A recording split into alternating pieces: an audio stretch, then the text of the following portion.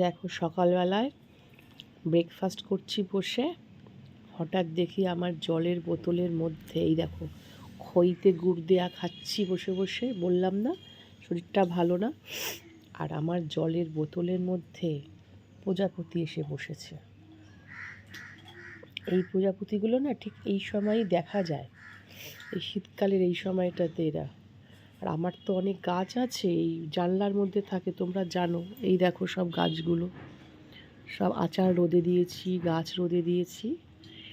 আর এদিকে প্রজাপতি আমার জলের মধ্যে এসে বসেছে, দেখতেও ভাল লাগছে, তাই তোমাদেরকে শেয়ার করলাম।